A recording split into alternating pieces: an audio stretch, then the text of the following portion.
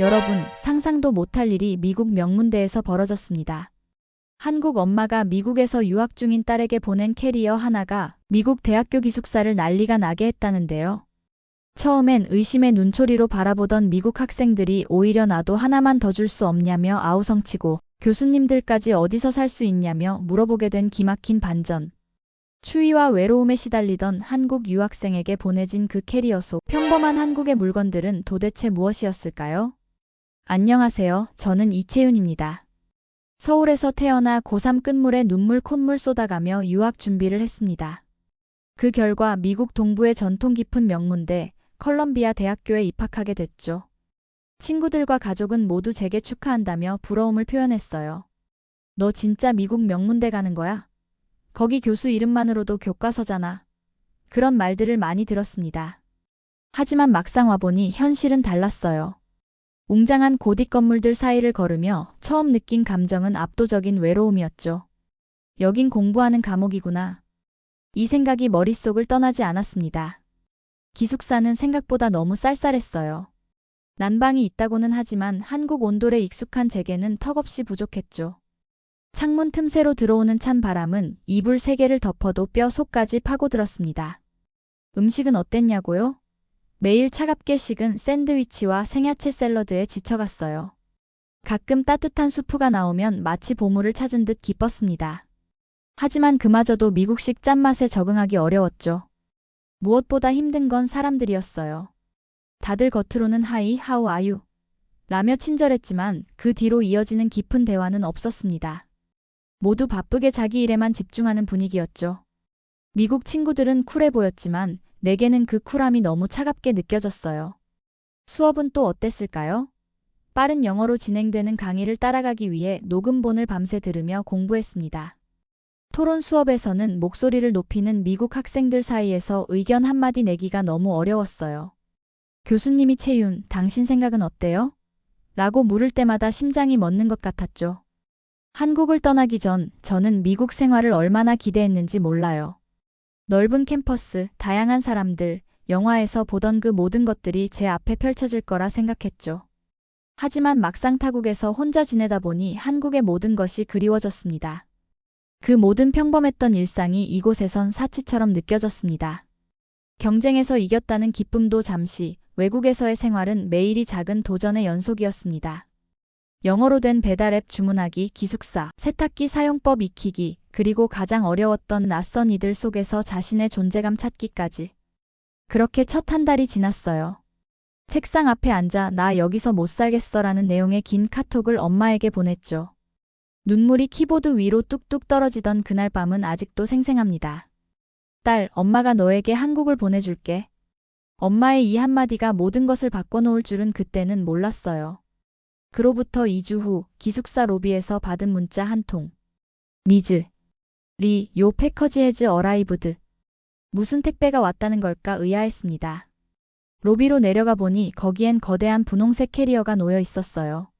캐리어 손잡이에 달린 태그에는 단 한마디. 프롬 엄마. 심장이 두근거렸습니다. 그 순간 알았어요. 이건 그냥 택배가 아니라 한국 그 자체라는 걸.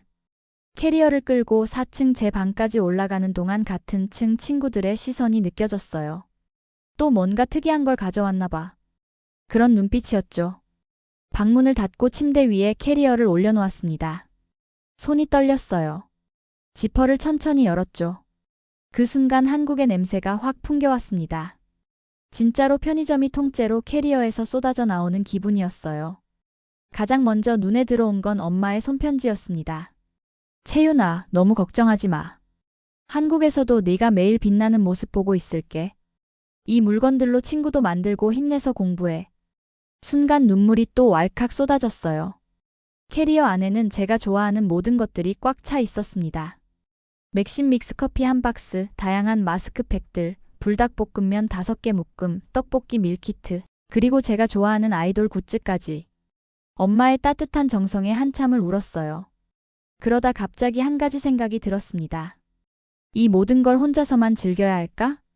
룸메이트 레이첼이 수업을 마치고 들어왔습니다. 호기심 가득한 눈으로 캐리어를 쳐다보는 레이첼에게 말했어요. 레이첼, 오늘 밤 한국 문화를 체험해 볼래? 레이첼의 눈이 반짝였습니다. 정말? 너무 좋지. 그렇게 우리의 작은 한국 체험은 시작되었죠. 그리고 이것이 컬럼비아 대학교 전체를 뒤흔들 한국 바람의 시작이 될 줄은 그때는 아무도 몰랐습니다. 그날 밤 저는 룸메이트 레이첼과 함께 엄마 손편지 옆에 놓인 맥심 믹스커피를 뜨거운 물에 타 마셨습니다. 그 한 모금에서 저는 엄마의 말투, 집의 공기, 한국의 새벽을 느꼈어요. 오랜만에 마시는 달콤하고 부드러운 맛이 저를 감쌌습니다. 채윤, 이거 무슨 커피야? 냄새 미쳤다. 레이첼이 호기심 어린 목소리로 물었어요. 이건 한국의 국민 커피야.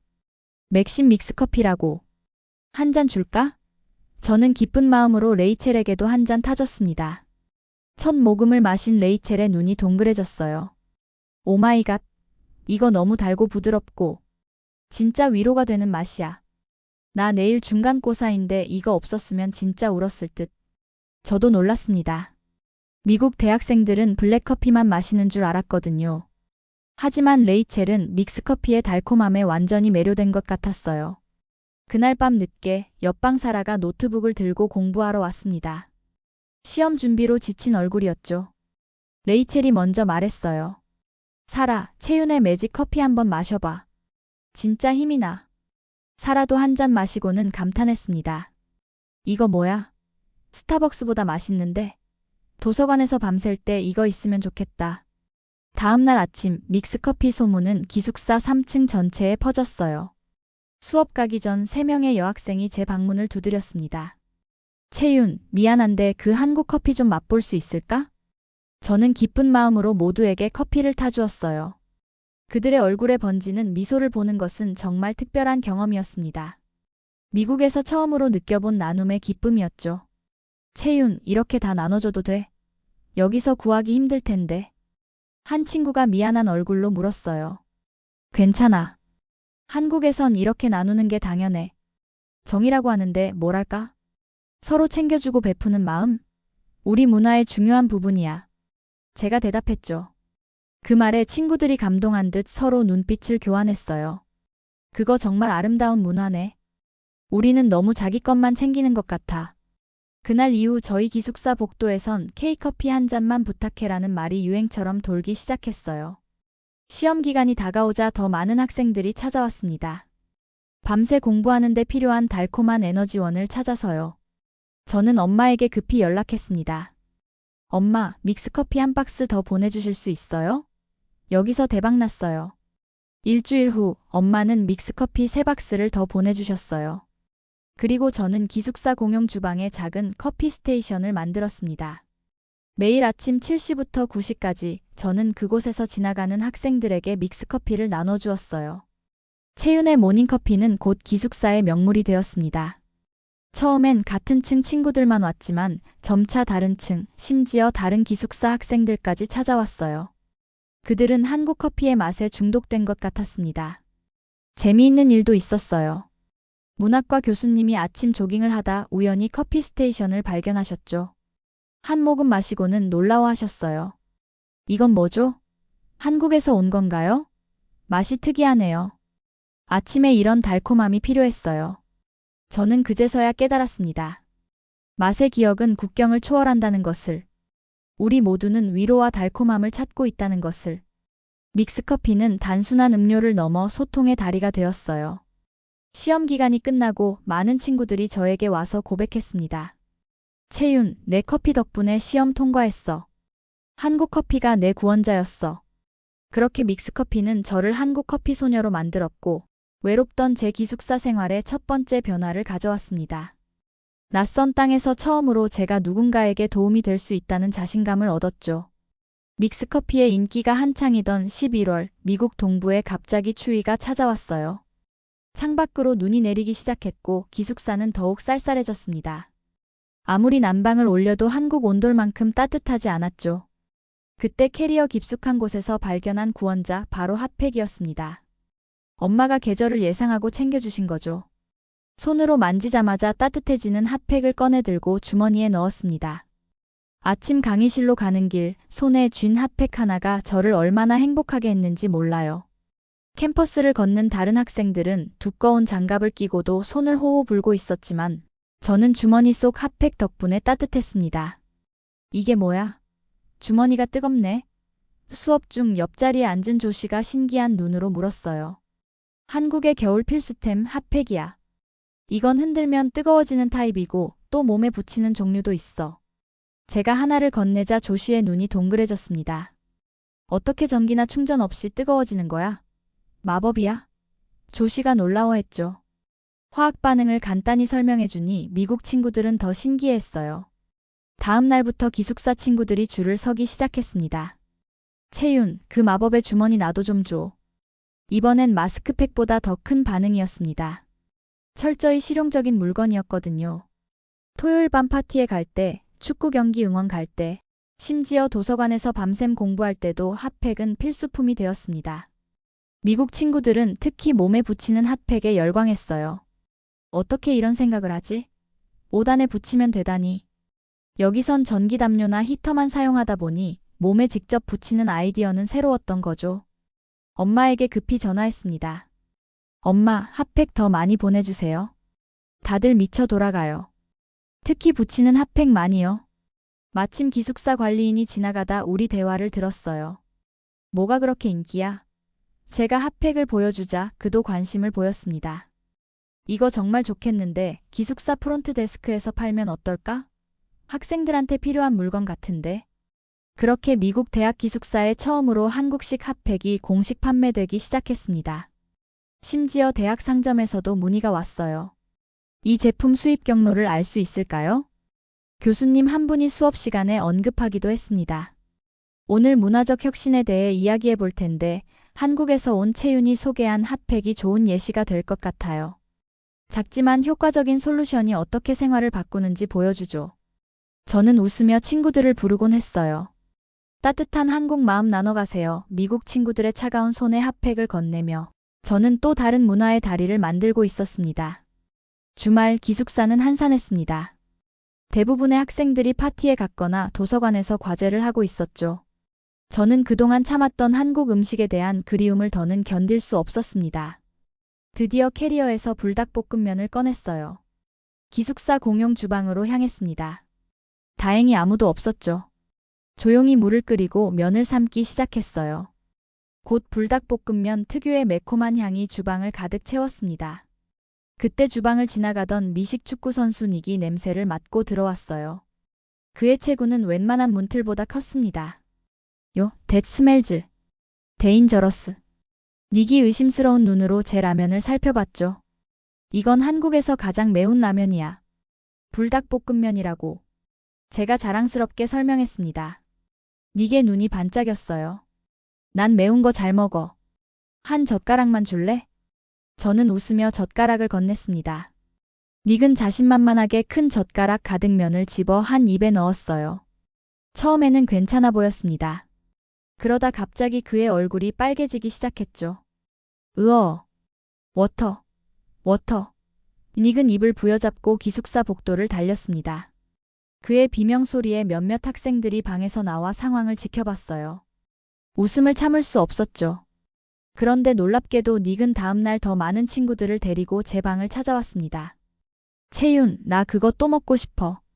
약간 중독됐어. 이번엔 더 잘 먹을 수 있을 것 같아. 그렇게 우리는 기숙사 주방에서 불닭 챌린지를 시작했어요. 닉과 그의 친구들, 그리고 호기심 많은 다른 학생들까지 모여 불닭볶음면에 도전했습니다. 얼굴이 빨개지고 눈물을 흘리면서도 그들은 계속 먹었어요. 이거 중독성 있어. 고통스러운데 멈출 수가 없어. 그들의 반응은 정말 재미있었습니다. 이 광경을 본 학생회 임원 제이슨이 제안했어요. 이걸로 이벤트를 열면 어떨까? 불닭 서바이벌이라고 해서. 그렇게 다음 주 금요일 학생회 주관으로 불닭 서바이벌 챌린지가 열렸습니다. 30명이 넘는 학생들이 참가했어요. 심지어 2명의 교수님도 참가하셨죠. 가장 오래 먹는 사람이 우승하는 방식이었습니다. 미국 친구들이 인스타그램에 올린 영상은 해시태그 KOREANFIRENOODLECHALLENG 해시태그로 수백 개가 넘게 공유되었어요. 심지어 대학 신문에도 이 이벤트가 소개되었습니다. 한국 학생이 가져온 불닭볶음면, 캠퍼스를 뜨겁게 달구다라는 제목으로요. 불닭볶음면은 고통을 넘어 공감과 웃음의 시작이 되었습니다. 매운맛으로 눈물 흘리며 서로를 격려하는 모습에서 저는 진정한 교류를 느꼈어요. 공부에 지친 어느 날, 제 방 한쪽에 놓아둔 K-팝 포토카드와 굿즈를 정리하고 있었어요. 그때 방문을 두드린 하퍼라는 친구가 조용히 물었습니다. 얘 정국 맞지? 와, 너도 BTS 좋아해? 순간 놀라서 하퍼를 쳐다봤어요.